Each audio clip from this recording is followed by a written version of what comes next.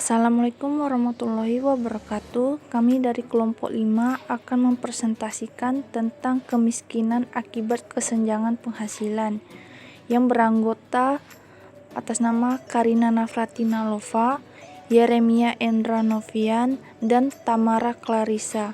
Baiklah, kita langsung masuk pada pembahasan. Definisi kemiskinan. Menurut Badan Pusat Statistik, kemiskinan adalah ketidakmampuan memenuhi standar minimum kebutuhan dasar yang meliputi kebutuhan makan maupun non-makan. Definisi kemiskinan dilihat dari beberapa segi, yaitu 1. Dilihat dari standar kebutuhan hidup yang layak atau pemenuhan kebutuhan pokok. 2. Dilihat dari segi pendapatan atau penghasilan income. 3. Dilihat dari segi kesempatan atau opportunity. 4. Dilihat dari segi keadaan atau kondisi. 5. Dilihat dari segi penguasaan terhadap sumber-sumber. 6. Kemiskinan menurut Drenowitzki. 3. Pengelompokan kemiskinan berdasarkan definisi. 1. Kemiskinan absolut. Kemiskinan absolut adalah sejumlah penduduk yang tidak mampu mendapatkan sumber daya yang cukup untuk memenuhi kebutuhan dasar. 2. Kemiskinan relatif. Seseorang yang tergolong miskin relatif sebenarnya telah hidup di atas garis kemiskinan namun masih berada di bawah kemampuan masyarakat di sekitarnya. 3. Kemiskinan kultural. Kemiskinan kultural berkaitan erat dengan sikap seseorang atau sekelompok masyarakat yang tidak mau berusaha memperbaiki tingkat kehidupannya sekalipun ada usaha dari pihak lain yang membantunya.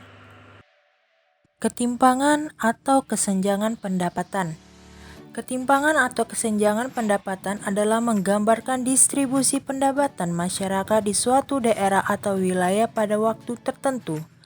Kaitan kemiskinan dengan ketimpangan pendapatan ada beberapa pola. Berikut diantaranya. 1.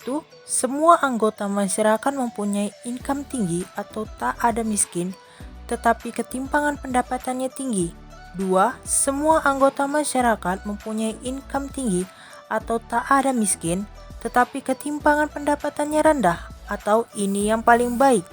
3. Semua anggota masyarakat mempunyai income rendah atau semuanya miskin, tetapi ketimpangan pendapatannya tinggi. Indikator-indikator kesenjangan pendapatan. Adapun indikator-indikator kesenjangan pendapatan antara lain sebagai berikut. 1. UMR yang ditentukan pemerintah antara pegawai swasta dan pegawai pemerintah yang berbeda. 2. PNS atau golongan atas lebih sejahtera dibandingkan petani. 3. Pertanian kalah jauh dalam menyuplai produk domestik bruto atau PDB yang hanya sekitar 9,3% di tahun 2011. Padahal Indonesia merupakan negara agraris. Faktor-faktor penyebab kemiskinan. 1. Kemiskinan alamiah. 2. Kemiskinan buatan. 3. Laju pertumbuhan penduduk. 4. Angkatan kerja, penduduk yang bekerja dan pengangguran. 5. Tingkat pendidikan yang rendah. 6. Kurangnya perhatian dari pemerintah. Dampak kemiskinan dan cara mengatasinya. Dampak dari kemiskinan terhadap masyarakat umumnya begitu banyak dan kompleks, yaitu 1. Pengangguran. Karena tidak bekerja dan tidak memiliki penghasilan, mereka tidak mampu memenuhi kebutuhan pangannya. Yang kedua, kekerasan. Sesungguhnya kekerasan yang terjadi akhir-akhir ini efek dari pengangguran, karena seseorang tidak mampu lagi mencari nafkah melalui jalan yang benar dan halal. 3. Pendidikan. Tingkat putus sekolah yang tinggi merupakan fenomena yang terjadi dewasa ini. Mahalnya biaya pendidikan membuat masyarakat miskin tidak dapat lagi menjangkau dunia sekolah atau pendidikan. Yang keempat, kesehatan. Seperti kita ketahui, biaya pengobatan sangat mahal. Yang kelima, konflik sosial bernuansa sara. Tanpa bersikap munafik, konflik sara muncul akibat ketidakpuasan dan kekecewaan atas kondisi miskin yang akut. Banyak kebijakan yang dilakukan oleh pemerintah untuk dapat mengatasi berbagai macam masalah kemiskinan. Antara lain adalah sebagai berikut. Yang pertama, kebijakan tidak langsung.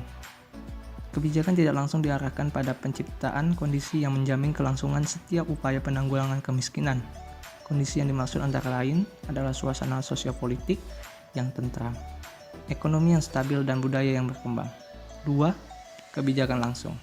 Kebijakan langsung diarahkan kepada peningkatan peran serta produktivitas sumber daya manusia, khususnya golongan masyarakat berpendapatan rendah, melalui penyediaan kebutuhan dasar seperti sandang, pangan, dan papan, kesehatan dan pendidikan, serta pengembangan kegiatan-kegiatan sosial ekonomi.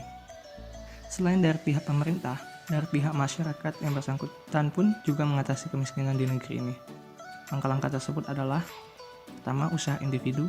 Seseorang boleh berusaha untuk menyelesaikan masalah kemiskinan yang dihadapinya oleh dirinya. Yang kedua, penyedekahan. Penyedekahan merupakan suatu cara yang baik untuk membantu golongan termiskin dalam masyarakat. 3. Pembangunan ekonomi. Pembangunan ekonomi dengan cara penambahan barang-barang dan penghikmatan yang ditawarkan dalam pasaran di sebuah negara. 4. Pembangunan masyarakat. Dan yang kelima, pasar bebas.